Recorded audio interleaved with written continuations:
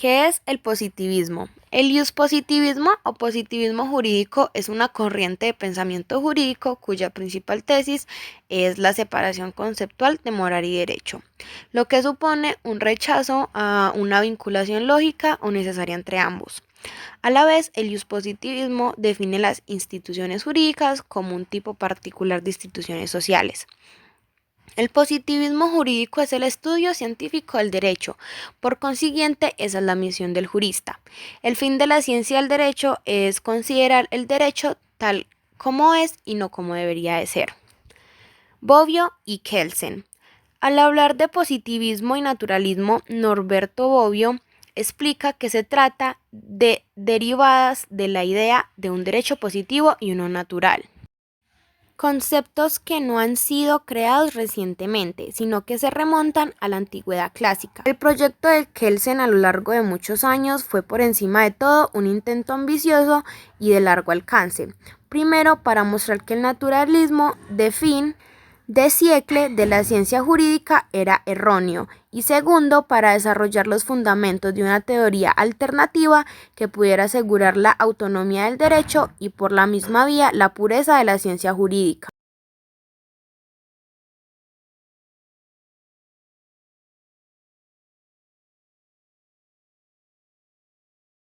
El positivismo de Hans Kelsen. Mientras Kelsen defiende, desde luego, el principio de separación, su postura representa un total rechazo del naturalismo, el cual da a entender que es erróneo. Por tanto, difícilmente puede atribuírsele la idea de que el principio o tesis de la separación no es sino una consecuencia del naturalismo propio. Kelsen fue un gran defensor de la normatividad social, de la idea sobre la normatividad del derecho y la obligación de obedecerlo como nociones distintas. Los conceptos de normatividad del derecho y de la obligación de obedecerle están unidos analíticamente. De ahí que Kelsen comprenda al derecho como el derecho válido, es decir, normativo únicamente si uno debe obedecerlo. Kelsen tiene dos principales doctrinas de la imputación, y la primera de ellas es la imputación central, que es en gran medida un reflejo de una tradición filosófica, pero el uso de Kelsen de la imputación central es todo menos tradicional, ya que el resultado evidencia un lógico riesgo creado y la concreción de dicho peligro. La segunda doctrina es la imputación periférica, y esta es la más distintiva de Kelsen. Ambas doctrinas pretenden ofrecer una alternativa a la explicación casual, y ambas por esta razón son de trascendencia en la filosofía jurídica de Kelsen.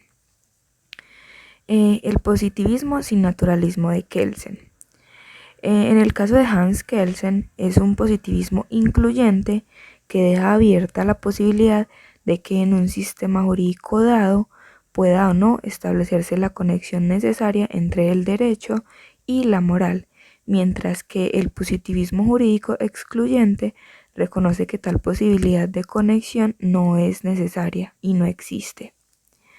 La alternativa de Kelsen al naturalismo genera una tesis de normatividad, y esto no debería representar sorpresa alguna, ya que después de todo tiene que comprometerse a algo que es normativo, ya que es la alternativa frente al naturalismo tradicional. En contraste a la tesis de la normatividad justificada, la tesis normativa de Kelsen es parte integrante de su enorme esfuerzo por desarrollar una alternativa al naturalismo tradicional ya antes mencionado, y de ahí dotar la dignidad a la ciencia jurídica y enfatizar en una dimensión nomológica.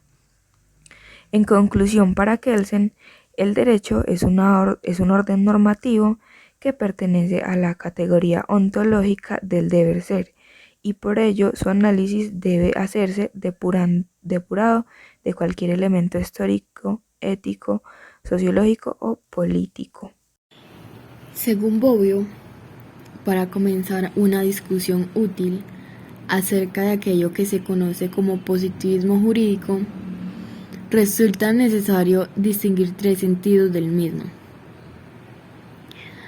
la razón por la que se considera útil distinguir algo que comúnmente se considera como una única doctrina es que no cree que exista una relación necesaria, ni lógica ni causal, entre aquellas tres versiones del positivismo jurídico.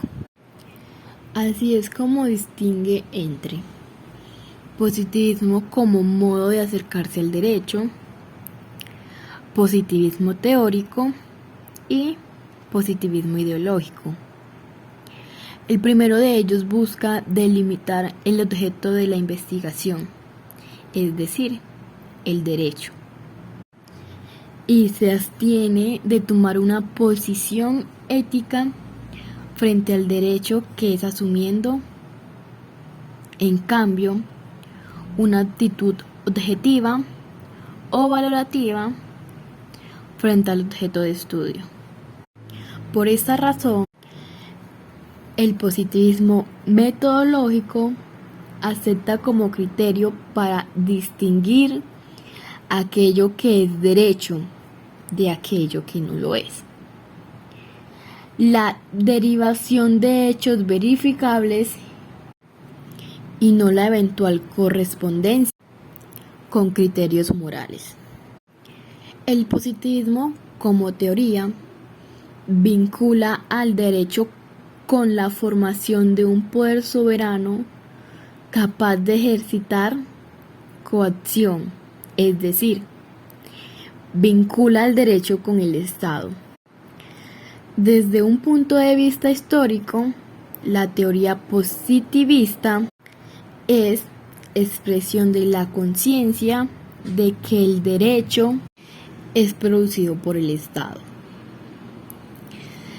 Será positivista teórico quien sostenga que es fácilmente verdadero que el derecho vigente es un conjunto de reglas de conducta que de manera directa o indirecta son formuladas o aplicadas por el Estado. En otras palabras, el positivista teórico describirá la realidad jurídica señalando que el derecho emana del Estado. Y ya por último, el positivismo jurídico como ideología. Este es aquel que sostiene que hay un deber moral de obedecer las reglas jurídicas. Esta tesis se puede justificar de dos formas. El derecho positivo, por el hecho de emanar de la voluntad soberana, es siempre justo. El criterio de justicia y de validez del derecho es el mismo.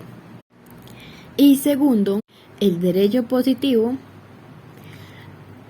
o sea, reglas que emanan de quien ejerce el monopolio de la fuerza, sirve a un fin deseable, como por ejemplo el orden y la paz, independientemente de si sus reglas son justas o injustas.